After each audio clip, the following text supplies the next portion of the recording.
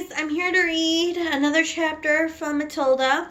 When we left off, Matilda was practicing with her new powers to somehow help everybody against Miss Trunchbull. So, today we're going to read the third miracle. Okay, here we go. The next day was Thursday, and that was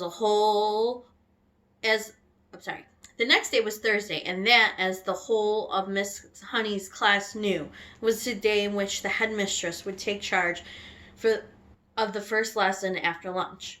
In the morning, Miss Honey said to them, "One or two of you did not particularly enjoy last occasion when the headmistress took the class, so let us all try to be especially careful and clever today. How are your ears, Eric, after your last encounter with Miss Trunchbull?" "She stretched them," Eric said. "My mother said she's positive they are bigger than they were." "And Rupert," Miss Honey said, "I'm glad to see you didn't lose any hair after last Thursday." "My head was jolly sore afterwards," Rupert said. "And you, Nigel," Miss Honey said, "do please try not to be a smart aleck with the headmistress today. You were really quite cheeky to her last week." "I hate her," Nigel said. "Try not to make it so obvious," Miss Honey said. "It doesn't pay. She's a very strong woman, and she has muscles like steel ropes. I wish I had grown up," Miss Nigel said. "I'd knock her flat."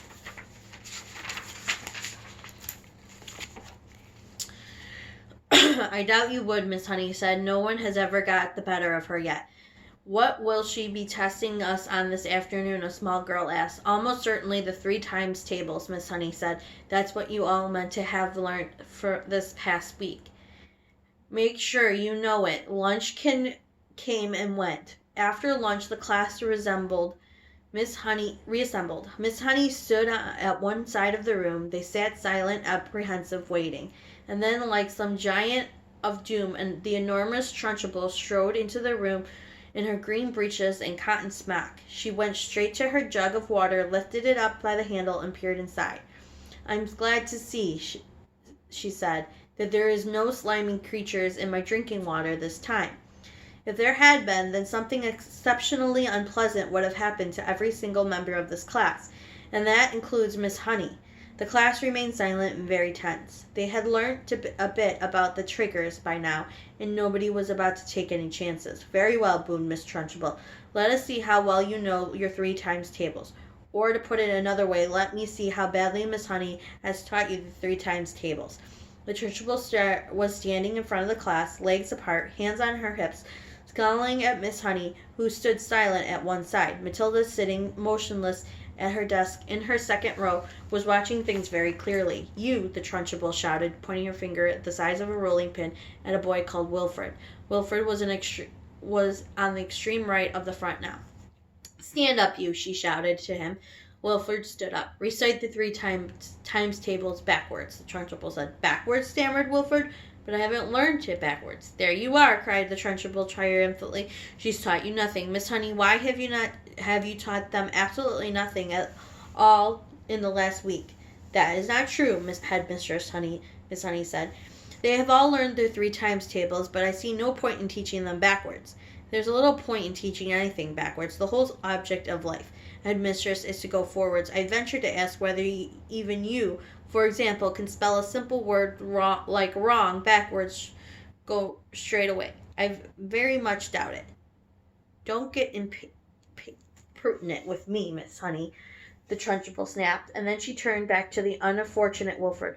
"Very well, boy," she said, "answer me this. I have 7 apples, 7 oranges, and 7 bananas. How many pieces of fruit do I have altogether? Hurry up, get on with it, give me the answer." "That's adding up," Wilfred cried. "That isn't the 3 times table." "You blithering idiot," shouted Trunchbull. "You festering gumboil. You flat-bitten fungus. This is a 3 times table. You have 3 separate lots of fruit. Each lot has 7 pieces. 3 sevens are 21. You can see that, your stagnant cesspool. I'll give you one more chance. I have 8 coconuts, 8 monkey nuts and 8 nutty little idiots like you. How many nuts do I have altogether? Answer me quickly." Poor Wilfred was purposely flustered. "Wait," he cried. "Please wait. I've got to add up 8 coconuts, 8 monkey nuts." He started counting on his fingers. "You blustering blizzard," yelled the Trunchbull. "You mammoth moth-eating maggot. That is not adding up. This is multiplication. The answer is 3 eighths. Or is 8 threes. What is the difference between 3 eighths and 8 threes? Tell me what the mingled little sharp about it." By now Wilfred was far too frightened to be bewildered even to speak. In 2 strides the Trunchbull was beside him, and by some amazing gymnastic trick, it may have been a judo or karate, she flipped the back of Wilfred's leg with one of her feet, so that the boy shot up off the ground and turned a somersault in the air. But halfway through the somersault, she caught him by the ankle and held him dangling upside down like a plucked chicken shop window. 8 threes, the Trunchbull shouted, swinging Wilfred from side to side by the ankle. 8 threes is the same as 3 eighths, and 3 eighths is 24. Repeat that. At exactly that moment, Nigel, on the other end of the room, jumped to his feet, started pointing exactly to the backboard, screaming, The chalk!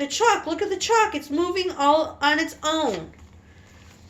So here's Trunchbull holding the boy up by his feet.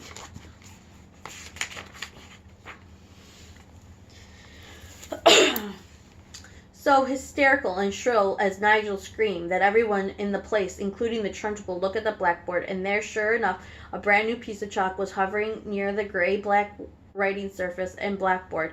"It's writing something," screamed Nigel. "The chalkboard is writing something." And indeed it was. "Agatha, what the blazes is this?" yelled Trunchbull. It had shaken her to see her own first name being written like that on an invisible hand. She dropped Wilfred on the floor, then she yelled at nobody in particular, "Who's doing this? Who's writing it?" The chalkboard continued to write, "Agatha, this is Magnus. This is Magnus." Everyone in the place heard the gasp and came from Trunchbull's throat. "No," she cried. "It can't be. It can't be Magnus.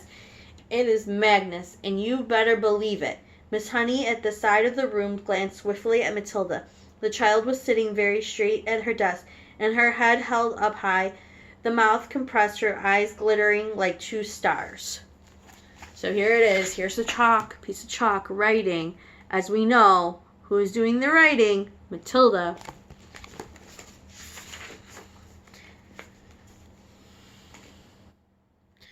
"Agatha, give my Jenny back her house." For some reason, everyone now looked at the Trunchbull. The woman's face had turned white as snow. Her mouth was opening and shutting like a halibut out of water, giving out a series of strangled gasps. "Give my Jenny her wages. Give my Jenny the house. Then get out of here. If you don't, I will come and get you. I will come and get you like you got me. I am watching you, Agatha." The chalk stopped writing. It hovered for a few moments. Then suddenly it dropped to the floor with a twinkle and broke in 2. Wilfred, who had managed to resume his seat in front row, screamed, "Miss Trunchbull has fallen down. Miss Trunchbull is on the floor." This was the most sensational bit of news. All the entire class jumped out of their seats and have a really good look. And there she was, a huge figure of the headmistress, stretched full length on the back across the floor, out for the count. So there's the writing. That's what it says. Miss Honey ran forward and knelt beside the prostrate giant. "She's fainted," she cried. "She's out cold. Someone go fetch the matron at once." 3 children ran out of the room. Nigel, always ready for action, leapt up and seized the big jug of water. "My father says cold water is the best way to wake someone who's fainted," he said. And with that he dipped the entire contents of the jug over Trunchbull's head. No one, not even Miss Honey, protested. As for Matilda, she continued to sit motionless at her desk. She was feeling curiously elated. She felt as though she had touched something that was not quite quiet of this world, the highest point of the heavens and the furthest stars. She felt most wonderfully the power surging up behind her eyes, gushing like warm fluid inside the skull. Her eyes were becoming scorched, hotter than ever before. Things had come bursting out of her eye sockets, and then a piece of chalk had lifted itself up and began to write. It seemed as though she had hardly done anything at all. Had all been so simple. The school matron, followed by 5 teachers, 3 women, 2 men, came rushing into the room. By golly, somebody's floored her at last, cried one of the men, grinning. Congratulations, Miss Sunny. Who threw the water over her? Asked the matron. I did, said Nigel proudly. Good for you, mother, another teacher said. Shall we get some more? Stop that, the matron said. We must carry her to the sick room. It took all 5 teachers of the matron to lift the enormous woman and stagger with her out of the room. Miss Honey said to the class, I think you'd better go out on the playground and amuse yourself until the next lesson. Then she turned and walked over to the blackboard, carefully wiped out all the chalk writing. The children began filing out of the classroom. Matilda started to go with them, but as she passed Miss Honey, she paused with her twinkling eyes, met the teacher's eyes, and Miss Honey ran forward and gave the tiny child a great big hug and a kiss. And that's the end of the 3rd miracle. Tomorrow we will read A New Home. I believe tomorrow is the last chapter. Yep, tomorrow's our last chapter. So then we'll start another book.